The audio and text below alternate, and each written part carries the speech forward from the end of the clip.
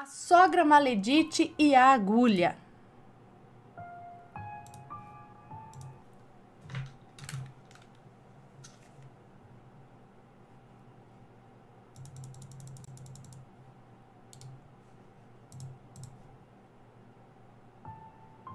Aí. A sogra maledite e a agulha. Boa noite, Ana, Matheus e Assombrados. Desde já agradeço por ler o meu relato. Estarei enviando outro. Esse mesmo é para o dia das maledites. Bom, se tiver nomes, estarão trocados.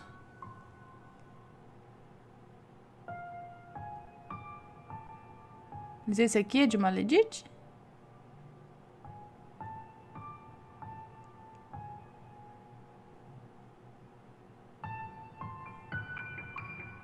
Bom, o título é, né? Então, vamos lá.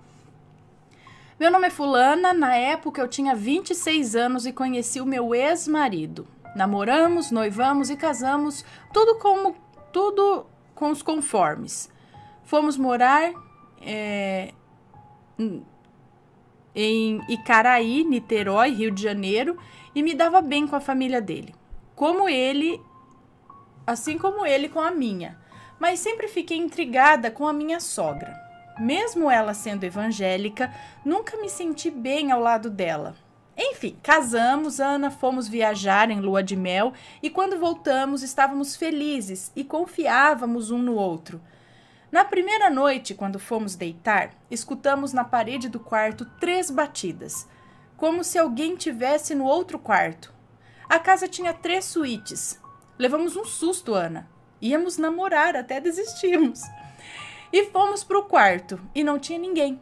Depois andamos a casa toda e nada. Voltamos broxados e fomos dormir. Ana, isso aconteceu em 3 dias consecutivos. Após o 3º dia, tudo mudou. Eu era supervisora numa empresa e ele advogado. Nosso relacionamento foi indo de mal a pior. E em resumo, ele saía na sexta, voltava na segunda, tomava banho e saía. E eu não ligava, eu não falava, não brigava. Eu saía também. Só não tive relacionamentos, e isso, graças a Deus, eu não levo comigo. Em uma noite, ele me chamou para jantar fora. Fomos à boate e de lá fomos para um motel. E lá foi um sonho, como se tivéssemos acabado de nos conhecer. Acordamos pela manhã e fomos viajar. Quando voltamos para casa, mudou tudo de novo. Não sentia nada por ele. Chegou ao ponto de dormirmos em quartos separados. E um belo dia, ele chegou com um presente, dizendo que a mãe dele mandou para ele. Ele chegou com um presente, dizendo que a mãe dele mandou para ele. O que, na verdade, Ana, 2 semanas depois, descubro que foi presente de outra mulher, a qual apareceu grávida na minha casa. E o que eu fiz? Mudei minha roupa, chamei o caminhão de mudança e tirei tudo da casa. Só deixei as roupas dele. E na primeira noite em que fui morar sozinha, quando fui deitar, senti uma pontada na cabeça. Foi quando olhei, Ana. Tinha uma agulha enorme dentro do meu travesseiro. E nossa, que pontada! Mais do que rápido, joguei o travesseiro no chão e dormi com o outro. E no dia seguinte, conversei com uma amiga, que é umbandista. E na época, eu não era. Ela me convidou para ir na consulta do Preto Velho. E chegando lá, a Preta Velha disse: Fia, vocês não são os únicos que têm a chave da casa. E eu disse: Como não? Minha casa é nova, ninguém tem a chave. E ela respondeu: Fia, a mãe do seu perna de calça? Fia, a mãe do seu perna de calça tem a chave sim. E tanto tem que ela faz trabalho na sua casa. Porque com você ele não ajudou mais ela em questão financeira. Não levou ela para jantar e nem viajar. E cuidado, ela quer pegar o seu sangue. Ela quer que você morra. Ana, a minha amiga não sabia do travesseiro, apenas das batidas. E quando a velha disse, peguei o carro, fui para casa e levei o travesseiro para a preta velha. Chegando lá, ainda fiquei esperando 4 horas, pois eu teria que ser a última. Quando todos foram embora, ela disse que ia resolver. Pediu uma bacia de ferro, colocou algumas coisas dentro e colocou fogo. E nisso colocou o travesseiro. Ana e Assombrados. E colocou fogo no travesseiro, é isso. Ana e Assombrados. O fogo mudava de cor. Uma hora era laranja, depois vermelho e depois preto. Sim, fogo preto.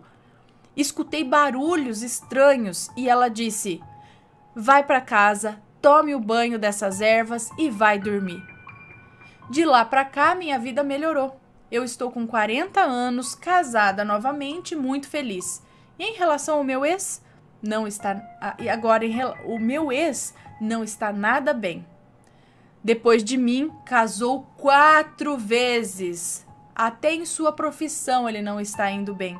E sobre a mãe dele, não sei de nada. Mas ainda fico boba, sabe? Mas fico boba em saber de como as pessoas podem ser bem ruins. Bem, tem um outro relato que aconteceu comigo, antes de casar com o meu segundo marido. Beijos pra você, Matheus, as crianças e os bichos e todos os assombrados. Tchau! Um beijo pra você, muito obrigada. Gente do céu, como a pessoa pode ser ruim a ponto de fazer magia pro outro morrer? E alguém ali que tá próximo. Por puro ciúmes. Agora que ele casou com ela, ele não paga mais, não me leva a jantar. E aí eu vou fazer uma macumba pra ela morrer, porque aí resolve todos os problemas, né? Vai nessa. Como pode, gente do céu? Tudo doido. Tudo doido.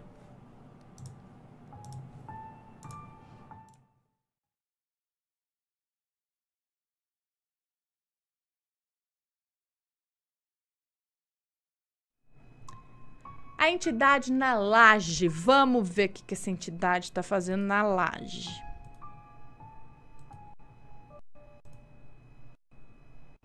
Aí. Olá a todos. Há muitos anos assisto os relatos do canal. Apesar de ter milhões de fatos assombrados para contar, eu nunca tive interesse em enviar nenhum dos relatos, pois para mim é super normal esses acontecimentos. Porém, semana passada assisti um relato de uma garota que viu uma entidade enquanto retirava as roupas do varal. E comigo aconteceu exatamente a mesma coisa. Vamos lá, é o moço, tá? Não há nomes. Cerca de 15 anos atrás, aqui em Salvador, morava em uma casa onde nasci. Era 3 andares, sendo no último uma laje coberta, onde ficava secando as roupas.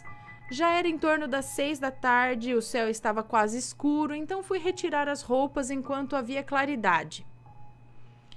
Pois na laje não havia lâmpada e era um pouco assustador ficar ali na escuridão. Lá estava eu retirando as roupas quando notei pela visão periférica que parecia ter alguém sentado no muro. Eu tive medo e resolvi não olhar diretamente.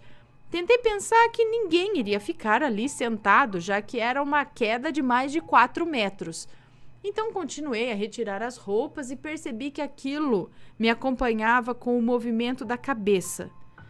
Já apavorado, eu fui retirando as roupas o mais rápido possível e quando cheguei até o último varal, que era o mais próximo dessa coisa, eu tive uma dimensão maior do que estava ali.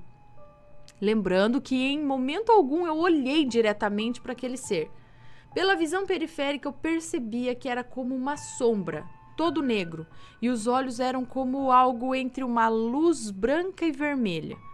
Era bem difícil saber, pois o medo não deixava olhar diretamente. No entanto, o medo era maior se a minha mãe chegasse em casa e a roupa estivesse no varal aí. Entenderam? Então, tipo, ele tava morrendo de medo daquela entidade, mas o medo da mãe chegar em casa e a roupa ainda tá no varal era maior. Então, vamos enfrentar a entidade, é melhor enfrentar aquela entidade escura do olho vermelho do que a mãe depois, né? Então, vamos botar o capeta aqui, mas eu vou tirar a roupa do varal antes da minha mãe chegar. Isso aí. Olha lá. Bom, chegando no último varal, já nas últimas peças de roupa, a coisa, de uma hora para outra, pulou do muro para próximo de mim. Eu, por minha vez, puxei toda a roupa que faltava, desci correndo as escadas que davam acesso à parte de baixo da casa. Uma das toalhas prendeu no pequeno muro que separava a escada da laje, que caiu por cima da escada, tapando todo o acesso, e por alguns segundos não me atingiu. Eu nem preciso falar que foi um escândalo quando os meus pais chegaram. Eu expliquei todo o ocorrido. Meu pai me chamou de medroso cagão. Enfrenta lá a entidade, vai lá em cima então. Fica lá de frente para aquela sombra lá.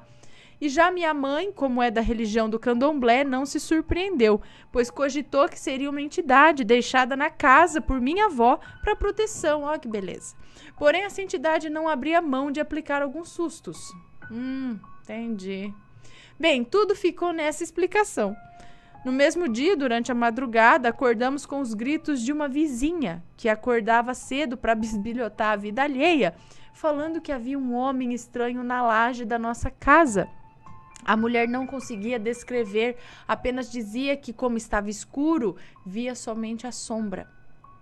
Bom, como disse antes, assisto sempre os relatos especiais do Matheus. Não tenho muito saco para ficar lembrando de todas as histórias, pois eu tenho medo que as coisas voltem. Porém, achei super interessante que alguém viveu a mesma experiência que eu. Obrigada. Tá vendo? As pessoas vivem as mesmas coisas, sim. Um beijo para você. Muito obrigada pelo seu relato.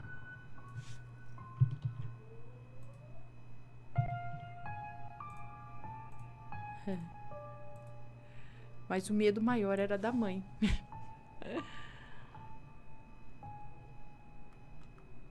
Deixa eu ver algum...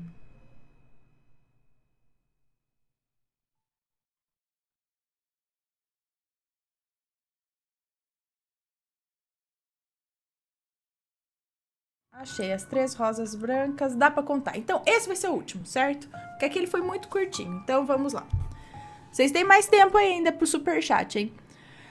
Oi, Ana, todos os nomes das pessoas que direi aqui são modificados, menos o nome das cidades, que é super importante saber para entender o contexto da história. Esse relato se passou alguns anos atrás. Para compreender o que aconteceu, você precisa saber primeiramente disso. Moro em uma cidade que se chama Serrinha, a qual é bastante conhecida na região pela vaquejada, que tem todos os anos. Com isso, muitas pessoas da área vêm aqui nessa época do ano. Inclusive pessoas da cidade de Teofilândia, que fica a meia hora daqui. Para concluir, a festa perdura por 3 noites. Agora, para finalmente começar, havia 3 amigos muito ligados. Eles moravam nessa cidade de Teofilândia. Jovens, entre 20 e 24 anos. Não desgrudavam um do outro. Vamos chamá-los aqui de Simas, Joaquim e Miguel. Todas as festas que havia esses 3... Toda festa que havia, esses 3 estavam juntos. Iam e voltavam unidos. Mas em um ano da vaquejada da minha cidade, Joaquim e Miguel não estavam com vontade de vir no 3º dia, pois já tinham acompanhado os 2 primeiros, então Simas pegou seu carro e foi de Teofilândia para Serrinha. Na hora de voltar, estava sozinho novamente, e como era muito tarde da noite, acabou cochilando no volante e seu carro desceu a ribanceira e bateu. Simas morreu na hora. Depois do acidente, ocorreu seu sepultamento, e após o término, Miguel e Joaquim foram visitar a mãe de Simas para dar suas condolências, com o carro do pai de um deles. Quando voltaram para o automóvel para retornarem para casa, encontraram 3 rosas brancas dentro dele. Um no banco do motorista, outro do carona e outro atrás. O detalhe é que eles tinham trancado o carro com o alarme e chegaram até conferir, não havia sinal de arrombamento nem nada.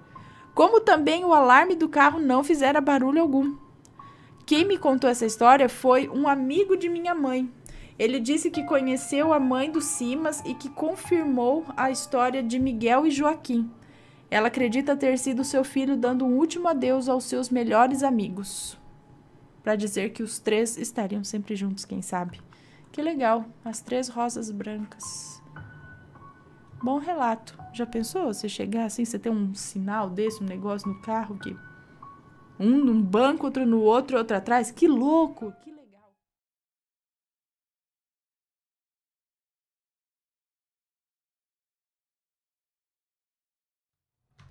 Vamos ler esse aqui, então. A Mulher na Escuridão. Oi, Ana Paula, me chamo Fulano e moro em Porto Seguro, na Bahia. O relato que eu vou contar a seguir começou quando eu tinha 8 anos de idade e até hoje eu ainda sou atormentado de vez em quando.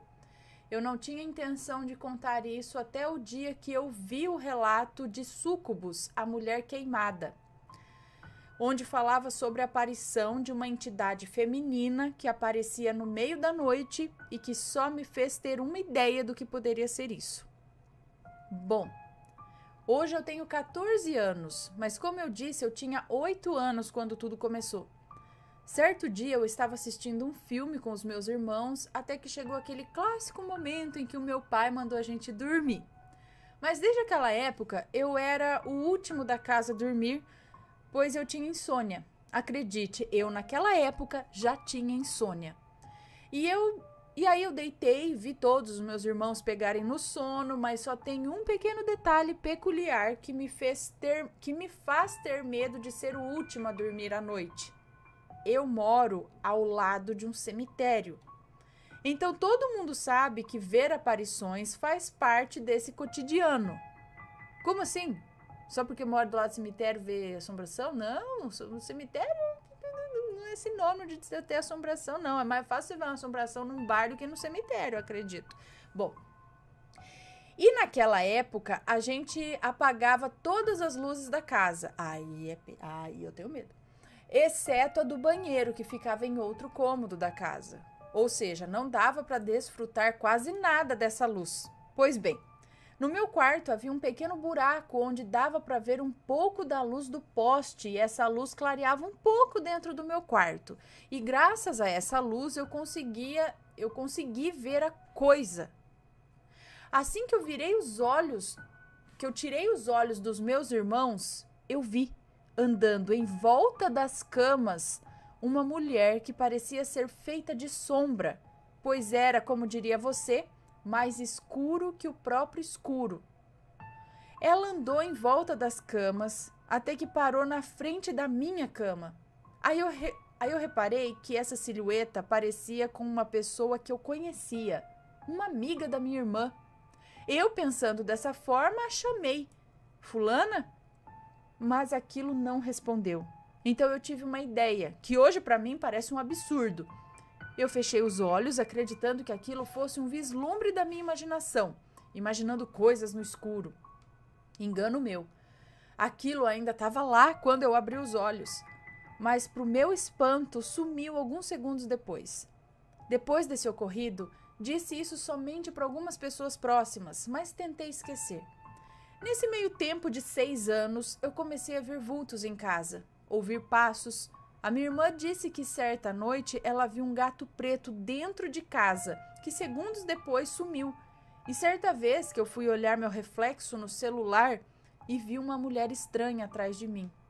Mas tudo isso eram coisas não marcantes. Não, que se eu olhar meu reflexo no celular de repente tem uma mulher atrás de mim, eu nunca mais fico em paz na minha vida. Então, mas tudo isso eram coisas não marcantes. Até o ano de 2018. Eu estava assistindo no celular tranquilamente no meu quarto quando eu ouvi passos na sala. Eu achei que era o meu pai ou a minha mãe. Mas foi aí que eu ouvi uma coisa que mudou meu humor, de calmo para desesperado. Eu ouvi a voz do meu pai conversando com a minha mãe no quarto do segundo andar, que é o quarto deles, aliás. Não podia ser os meus irmãos, pois um deles estava dormindo no mesmo quarto que eu e o outro morava na casa ao lado, de modo que se fosse ele eu saberia porque ele abriria a porta da frente. E a minha irmã mora em outra casa com o marido dela. Fosse o que fosse, aquilo estava mexendo em objetos da sala. Mas depois eu percebi que aquela coisa estava querendo chamar a minha atenção, pois sempre que eu pensava em ver o que era, aquilo parava. Mas quando eu desistia, aquilo voltava. Até que eu desisti de tentar ver o que era, mas isso não deu certo. eu ouvi passos vindo na minha direção, o que me fez virar de lado na cama para não olhar em direção à porta. Só que aí eu vi uma sombra me encobrir, de forma que parecia que havia algo em cima de mim. Nessa hora eu fiquei completamente desesperado, mas embora eu tivesse muita curiosidade, envolta de muito cagaço, de medo naquele momento, eu não olhei para cima. E depois de um tempo com medo, eu inexplicavelmente consegui dormir. Até hoje eu não sei o que era aquilo, se era uma súcubus, se era um doppelganger da amiga da minha irmã ou um espírito. Mas eu gostaria que vocês me dissessem. E embora vocês não acreditem, esse relato é real sim, e até hoje eu tenho medo dessa coisa. Mas quem não teria medo sabendo que existe uma entidade na sua casa? Pois é. Ai, eu não sei o que é. É difícil dizer, né? Pode ser muitas coisas. A aparição de uma mulher e ela fica atrás de você? Sei lá, pode ser coisa que já estava na casa, pode ser coisa mandada, pode ser... Não sei, teria que ir num lugar, então, para fazer uma oração, tentar saber se tem alguma coisa querendo te fazer mal, ou algum obsessor, alguma coisa assim, para tentar tirar. Mandar embora, fazer umas orações, alguma coisa assim. Isso ainda atrapalha, né? Vê constantemente, vê de vez em quando, quais as situações que ela é vista. Lhe causa muito medo. O que você sente? Claro que medo, né? Mas... deixa eu ver. Povo da sombra. Nunca vi uma mulher povo da sombra, né? Sempre homem. Acho que é homem, né? Sei lá, ou de chapéu, de capuz, mas... a silhueta de uma mulher de povo das sombras.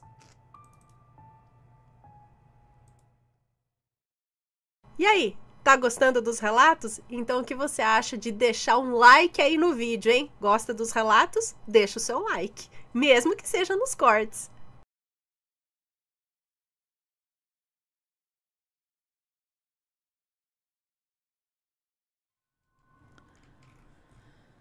Respeite as entidades. Olá, Ana, boa noite, tudo bem? Pode ler tranquilamente, todos os nomes já foram alterados. Obrigada. O relato a seguir aconteceu comigo quando eu tinha uns 17 e a minha irmã, que aqui vou chamar de Maria, uns 15 anos de idade. Foi em Campos Elíseos, município de Duque de Caxias, aqui no Rio de Janeiro. Na época, nós éramos frequentadoras do Clube Social Campos Elíseos, local onde íamos com frequência para dançar e nos divertir um pouco. Tempos áureos, de músicas lentas, os casais dançavam juntinho, de rosto colado, as moças ficavam sentadas esperando o convite dos rapazes para dançar. E laiá, saudade desse tempo. Hoje não, hoje a gente dança com a bunda encostada assim, hoje as moças sentam no colo dos rapazes, quica, quica, quica, e então é assim hoje. Bom, como falei, sempre frequentávamos os bailes no clube e geralmente nas noites de sábado, e começava por volta das 11 horas da noite. Nessa época, as ruas não eram todas iluminadas como são hoje, e algumas eram totalmente escuras, pois a energia elétrica não tinha chegado para todos os locais. Nossa, que ano foi isso?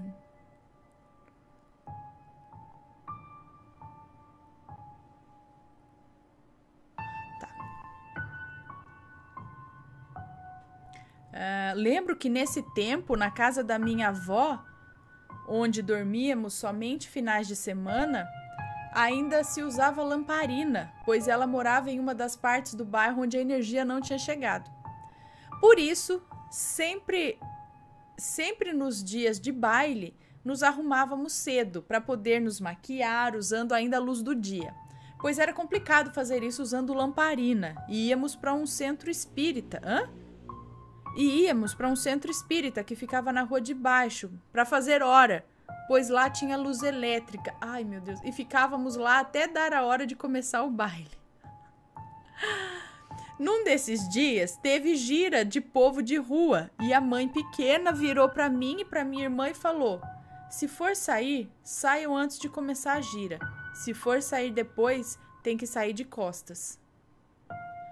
Mas nesse dia estava tendo festa no centro e acabamos ficando para os comes e bebes. E a gira começou. E nós lá, comendo, bebendo, calibrando para já chegar no baile, já no clima. Ai, meu Deus. Quando se aproximava da meia-noite, chamei minha irmã para irmos embora, pois o baile já havia começado. Lembro que Maria, que já estava alta da bebida, demorou um pouco, mas fomos. Na saída, eu vi que passava segundos da meia-noite e me lembrei do que foi dito e alertei Maria, que debochando falou: "Ah, que sair de costa o quê? Eu não tenho tempo para isso não. Eu vou sair do jeito que eu entrei, de frente mesmo." E assim ela fez. Eu, pelo sim, pelo não, obedeci e saí de costas como fui orientada a fazer. No caminho, Maria ainda foi falando gracinhas do tipo: "Ah, que andar de costa nada, nem caranguejo tá andando mais de costa." E caminhava e ria. E eu fiquei na minha, né? Pois já havia presenciado algumas coisas no centro da minha outra avó, que vou chamar de Rosa, então eu já tinha um respeito por todas essas coisas. O caminho do centro espírita onde estávamos até o clube era uma distância de 2 quarteirões ou mais. E íamos a pé, pois naquele horário, ainda mais final de semana, não havia mais ônibus rodando. Fomos andando, conversando e passamos pela primeira encruzilhada. Continuamos, quando Maria olhou para trás e com uma voz de medo falou: olha o que vinha atrás da gente." De primeira eu não olhei, pensei que fosse mais um deboche dela, pois há 2 segundos atrás ela estava rindo, né? Que agora tá com medo. Quando eu olhei para trás, eu vi um homem negro, todo de branco. A roupa tão branca que doía a vista. Dentes muito brancos, chapéu branco e sapatos brancos. E cachorros brancos o acompanhavam, mas não latiam, nem andavam. Eles flutuavam. Os cachorros e o homem flutuavam em nossa direção. Ele me cumprimentou, sorriu segurando o chapéu. A Ana, nessa hora, foi sebo nas canelas. A Ana, nessa hora, foi sebo nas canelas. Corremos muito. Daí eu falei para Maria: na próxima encruzilhada, a gente pega o caminho de volta para casa. E ela disse: para casa não, vamos pro baile. E eu disse: você vai sozinha. E me mandei para casa da minha avó Neuza e Maria veio atrás de mim. Chegando em casa, quase botamos a porta abaixo e quando a minha avó Neuza abriu, não entramos. Caímos as duas no chão, tamanho desespero. Eu não sei como, a minha avó já sabia e falou: ah, suas cachorras, tomaram um susto por causa do abuso de vocês, né? Daí corremos para a cama, sem falar nada e procuramos dormir, sem conseguir por um tempo. Logo depois, meu tio, que não sabia de nada, nem morava por perto, apareceu na casa da minha avó e nos trouxe um aviso. Disse que a entidade que apareceu pra gente naquela noite era uma das que ele trabalhava e mandou nos dizer que estávamos proibidas de ficar na rua depois da meia-noite. E assim foi. Ficamos um bom tempo sem botar a cara na rua de noite. Acabou o baile pra gente. Pro centro também não fomos mais. Agora fica a dica: respeite o desconhecido. Não devemos brincar com o que não conhecemos. Eu respeitei, mas estava junto. Paguei também. Ah, Ana, sobre o mesmo assunto, tem um relato que ocorreu com meu pai. É curtinho, então já um bônus do bônus aqui, ó. Meu pai, que era ogã no centro espírita, certa vez me contou que quando ele era rapaz novo, num dia de festa no terreiro, estava tudo programado para ele participar tocando, mas ele conheceu uma moça, marcou encontro com ela no mesmo dia da festa no centro. Ele não falou nada para minha avó Rosa, que era a mãe de santo do terreiro. Combinou com outro rapaz para substituí-lo e foi ao encontro da moça. Não deu as caras no terreiro naquele dia. Quando foi para as tantas da madrugada, ele chegou em casa. Tentou abrir o portão, que já estava destrancado, mas o portão não abria. Quando ele olhou para cima, um homem, todo de preto, Um homem enorme que olhou para ele com cara de reprovação e da mesma forma que apareceu, sumiu. Ele, já se borrando de medo, empurrou o portão mais uma vez e conseguiu entrar. Chegando na sala, deu de cara com a minha avó Rosa, ainda vestida com roupas de santo. Olhou para ele e disse: "Seu safado." E foi isso apenas o que ela falou. Logo assim, a entidade incorporou e disse: "Foi só um susto. Da próxima, eu te pego de jeito na rua." Diz que meu pai nunca mais voltou a aprontar uma dessas. Bom, espero que tenham gostado dos relatos. Beijos pra família assombrada. Beijos, gente do céu. Mas é isso aí, né? O que vai fazer lá no terreiro só pra passar o tempo, gente? Não é lugar de brincadeira, nem beber, nem... Ai. E depois tirar sarro. Não façam isso. Não façam isso em casa, galera.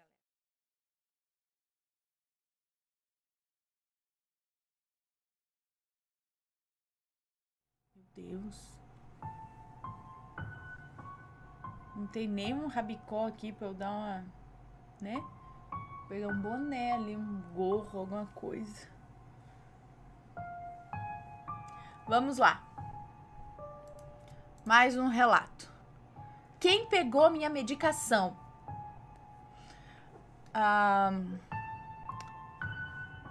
Vamos ver se é moço ou é moça. Acho que é moço. Olá, Ana e Assombrados. Já acompanho o canal há 2 anos. Algumas vezes consigo assistir os relatos ao vivo, a maioria das vezes eu vejo gravado. Me chamo Fulano, sei que você substituiu o nome por Fulano, mas pode me chamar de Beltrano. Eu moro na cidade de Sobral, no Ceará. O relato a seguir, não há nomes no relato a seguir. Bom, foi uma situação que ocorreu comigo no início do ano passado, em 2019. Fiz alguns exames de saúde e foi percebido que o meu colesterol estava alto. O médico passou a medicação para controlar o meu colesterol. Eu costumava deixar as medicações no armário da cozinha ou na estante do quarto. Guarde essa informação. Nesse período, dividi a casa com a namorada. Era apenas nós em casa e sempre respeitávamos o local em que colocávamos os pertences um do outro, né? Quando havia necessidade de retirar do lugar, informávamos da mudança. E quando esquecíamos de avisar, perguntávamos se tínhamos visto. Entendeu? Era tudo corretinho. Como a medicação tinha que ser tomada antes do almoço e antes do jantar, para facilitar minha visualização, eu preferia colocá-lo na estante, sempre na terceira prateleira. A estante ficava no quarto. Estava ainda na primeira cartela da medicação. Então, certo dia antes do jantar, fui pegar os comprimidos para tomar. Quando olho para a prateleira na estante e não encontro a cartela de comprimidos. Imediatamente olhei para o chão, pensando que tinha caído. Olhei embaixo da estante, olhei na prateleira, nada de encontrar. Fui até minha namorada e perguntei: "Você viu minha medicação?" "Sim, está na prateleira da estante", ela respondeu. E eu falei: "Não, eu já olhei, procurei na prateleira toda, procurei no chão e até no armário da cozinha e não encontrei." E ela falou: "Hoje de manhã estava lá", a namorada afirmou. Bom, quando não encontro alguma coisa, eu peço a São Longuinho. Então fiz o pedido, mas nada de encontrar. Bem, como tinha outra cartela extra, peguei e tomei um comprimido. No dia seguinte, procurei novamente e pedi a São Longuinho e nada de aparecer essa cartela. Então deixei pra lá. A partir desse ocorrido, só deixava os meus remédios no armário da cozinha. Os dias se passaram, nem lembrava mais dessa cartela, já estava na 3ª semana do ocorrido, quando passo pela estante do quarto e vejo a cartela, que havia sumido, com a mesma quantidade de remédios e na mesma posição que estava antes de sumir na 3ª prateleira da estante. Eu fiquei surpreso. Então fui no armário da cozinha para saber se não tinha devolvido a cartela atual que estava usando diariamente para a estante. A cartela atual estava no armário da cozinha e nas minhas mãos a cartela de comprimidos antigos que tinha sumido. Fui falar com a minha namorada se ela lembrava da cartela de comprimidos que procurava algumas semanas atrás. E ela disse que lembrava. Perguntei se ela havia encontrado e ela respondeu que não. Então eu disse que a cartela apareceu na prateleira, no mesmo lugar que tinha deixado. Eu achei muito estranho. Lembrei, certa vez, que assisti um relato no seu canal que falava de Joãozinho que pegava as coisas da gente. Será que ele pegou e depois devolveu? Ou teria ido para Sete Além e retornado? Tenho mais alguns relatos, depois envio. Neste momento que escrevo, estamos passando pela pandemia e espero que tudo passe logo e esse isolamento social termine. Nós também. Por favor, mande um abraço bem forte e caloroso para a cidade de Sobral. Um abraço para todos que acompanham o canal. Um abração para a galera aí de Sobral, no Ceará, tá bom? Um beijão para você, muito obrigada. E tem tantos relatos nesse sentido de coisas que somem. Aí eu fico pensando, gente, o que é isso, né? O que é isso? Acontece mesmo, é normal? Falha na Matrix, espíritos brincalhões.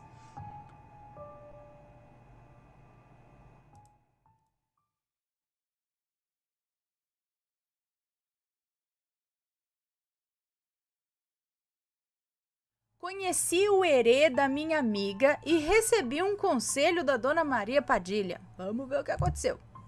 Olá, Aninha e assombrados, meu nome é Fulana, mas sei que você vai me chamar de Fulana. Tenho 20 anos e moro em João Pessoa. O relato que eu vou contar aconteceu comigo na festa de aniversário de uma amiga e os nomes estão trocados. Era por volta das 10h30, 11 horas da noite, entre 10h30 e 11 horas. Eu estava na área externa do lugar da festa com alguns amigos e a minha amiga, Júlia, estava meio belda e começou a cantar um ponto da Umbanda. E enquanto ela cantava, eu senti um frio na espinha e até brinquei para me distrair um pouco, dizendo: Ju, cuidado para você não acabar incorporando, hein? E nós duas rimos. Mas cerca de uns 10 minutos depois, a Júlia mudou e começou a se comportar de uma forma diferente. Parecia uma criança. Ela começou a falar com uma voz fininha e começou a me chamar de tia e segurou na minha mão, me chamando para conversar com ela. E eu fui. Eu estava com um macacão de alcinha, todo colorido, e a Júlia olhou para minha roupa e falou: Tia, você é bem alegre, né? Aí eu respondi que sim, e perguntei se ela tinha gostado da minha roupa. E ela respondeu: Gostei, é muito bonita, e você também, tia. Aí eu agradeci e ela começou a querer brincar comigo. Aí eu brinquei um pouquinho e ela me olhou de novo e falou: Gostei de você, tia, você quer um presente? Antes que eu pudesse responder, um outro amigo meu chamado Natan, que também é da Umbanda, chegou perto de mim e da Júlia e começou a conversar comigo e percebeu que a Júlia estava incorporada e começou a conversar com ela e disse: Olha, não é hora para você estar aqui, isso não é festa de criança. E a Júlia começou a fazer birra, igual criança, dizendo que queria ficar e que tinha gostado de mim. Enquanto eles discutiam ali, eu estava sentada do lado deles observando aquela cena atônita. Aí a Júlia deitou a cabeça no meu colo e começou a fazer biquinho, dizendo: Tia, o tio não gosta de mim. Aí eu falei: Não é que o tio não goste de você, docinho, é porque já tá tarde e, como ele disse, não é festa de criança. Aí ela me olhou e falou: Tá certo, tia. Aí a Júlia se sentou e o Natan começou a falar algumas coisas no ouvido dela e ela foi se acalmando e o herê, que estava na Júlia, foi embora, me deixando outra vez atônita. Quando a Júlia voltou, o Natan ficou estranho. A sua expressão facial e corporal mudou e então ele olhou para mim e falou: Que vontade de um cigarro. No começo eu não dei muita importância, já que o Natan fuma. Porém, eu sentia que algo não estava certo.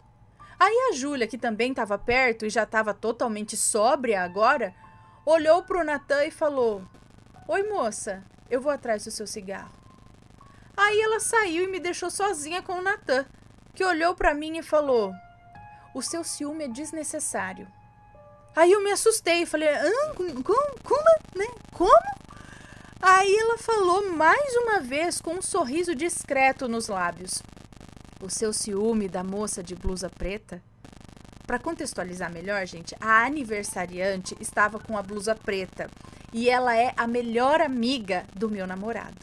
E até então eu não tinha certeza desse sentimento dentro de mim, né? Tipo, aquele ciúme básico, né?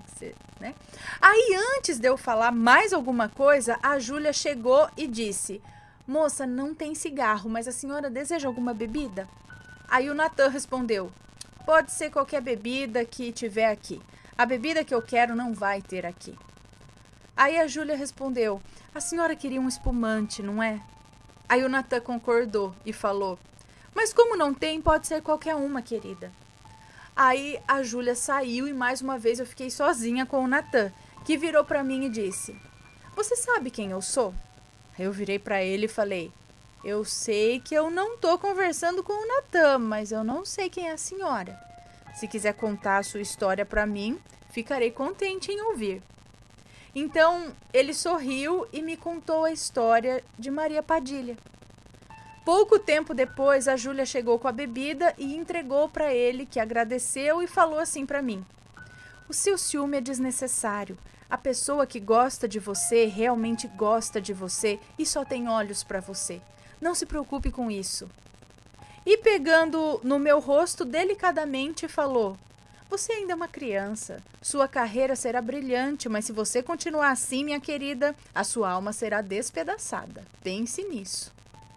E então meu amigo voltou ao normal e olhou para mim e falou: o que houve? Por que você tá com essa cara? E eu só forcei um sorriso e a Júlia falou pro Natan: a Maria Padilha desceu. E ele só fez que sim com a cabeça e saiu. E eu fiquei sentada no banco sem saber o que tinha acontecido. Eu ocultei alguns detalhes aqui porque eles são extremamente pessoais, tá? Mas eu acredito mesmo que tenha sido a Dona Maria Padilha que falou comigo, porque ela falou muitas outras coisas que não tinha nem como o Natan saber, porque eu não comentei com ninguém. Nem mesmo com a minha melhor amiga. O Natan é legal, mas ele só é aquele tipo de amigo que é só pra sair mesmo, sabe? É próximo, mas não tão próximo para saber tantas coisas a meu respeito. E esse foi o relato, espero que tenham gostado. Um beijo para você, muito obrigada. Gente, esse lance aí, eu não sei, então, eu não entendo, não sei como que é, mas da entidade vir a qualquer momento, durante uma festa, durante... Pode isso, deve, não deve, é ok, é saudável, não é, teria que brecar, não sei se dá pra brecar isso. Gente, o que será que está acontecendo aqui? Tá chiando o microfone? Deixa eu ver.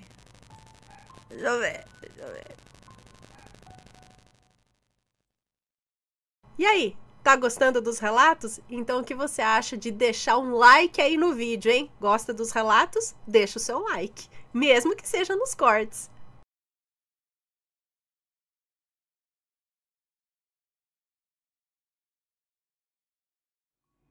Ó, ouvidos em outra dimensão?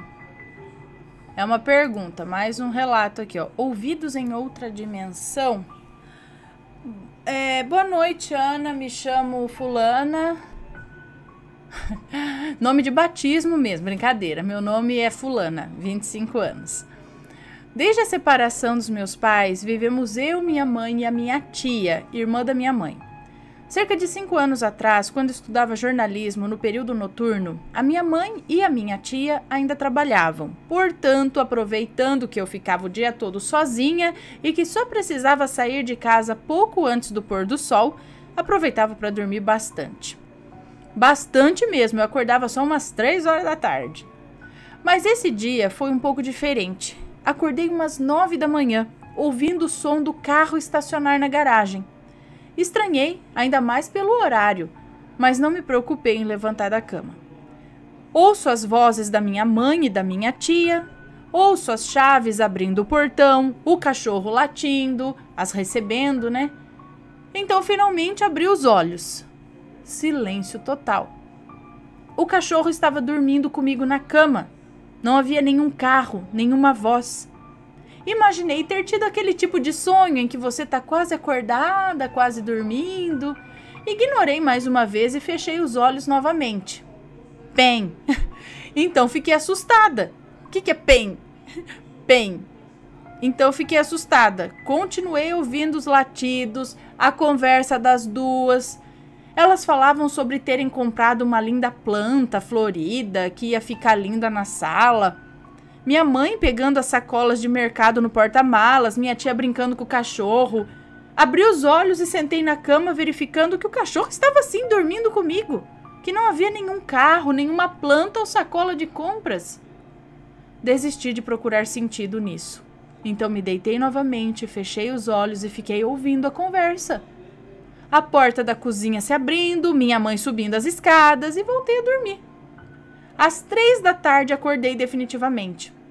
Sem nenhuma surpresa, eu estava sozinha em casa. Elas não haviam voltado em momento algum para casa. Então teria eu escutado o que acontecia em uma outra dimensão paralela? Ou eu tive uma alucinação auditiva?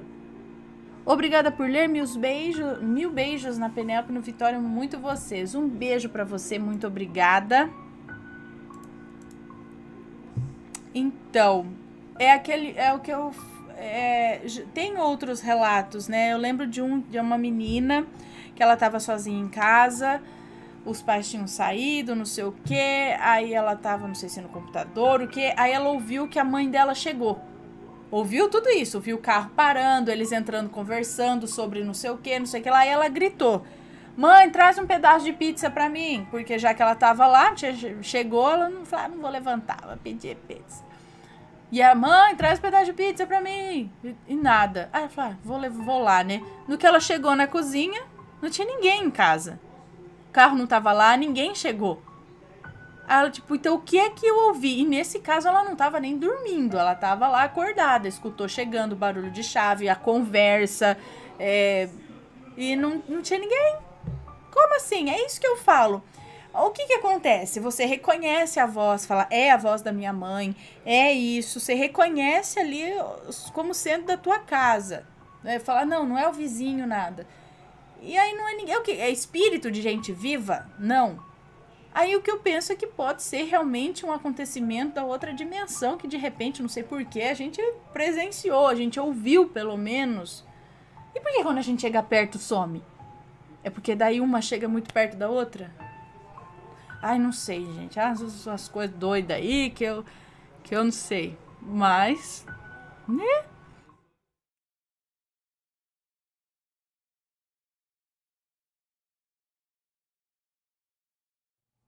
Os 2 minutos que o meu pai morreu.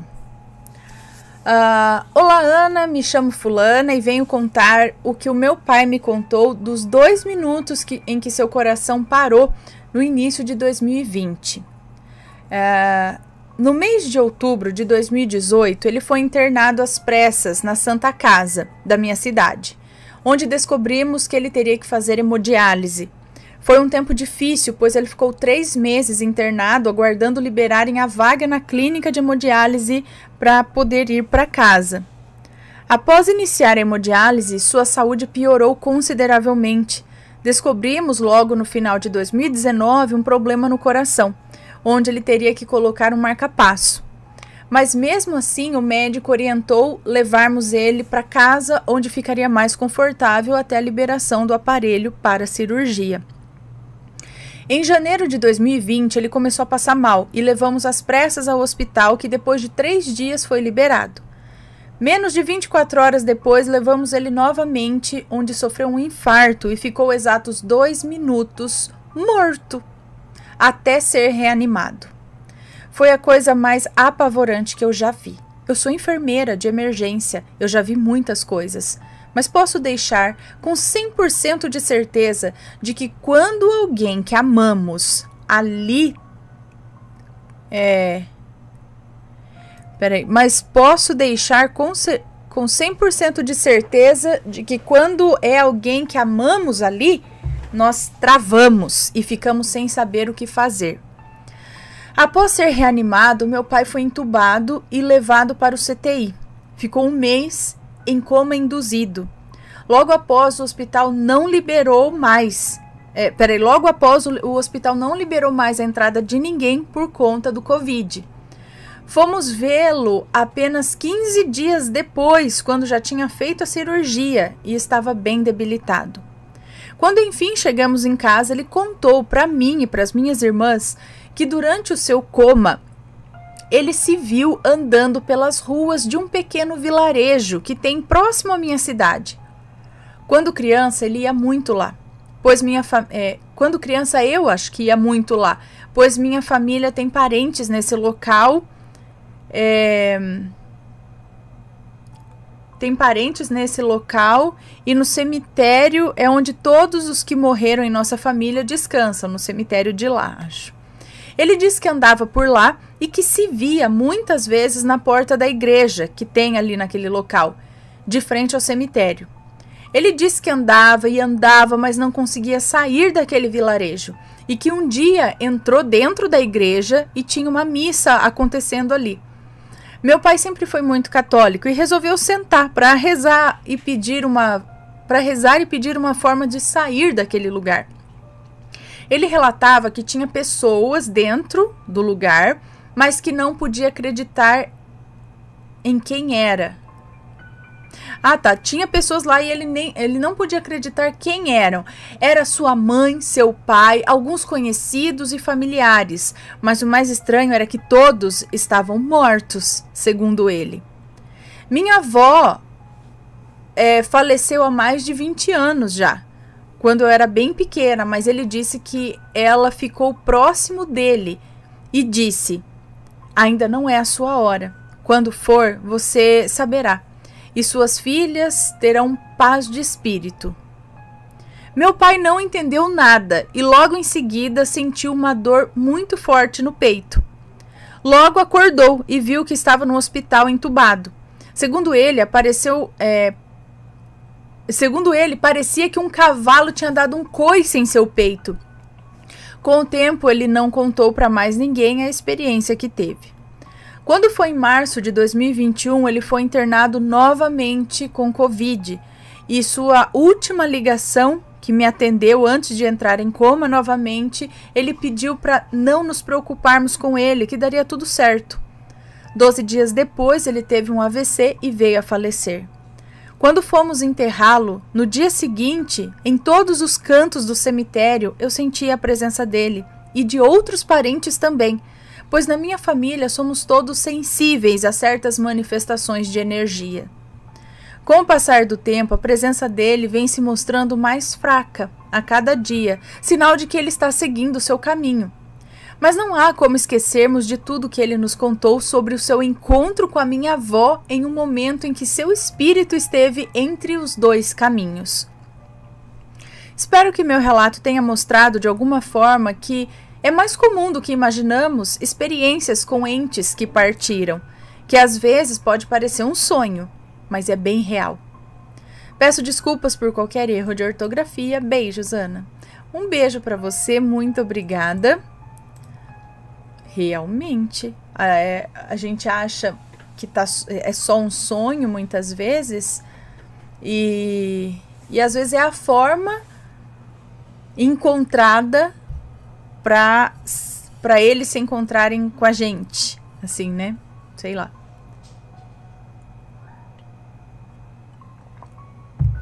Deixa eu ver aqui.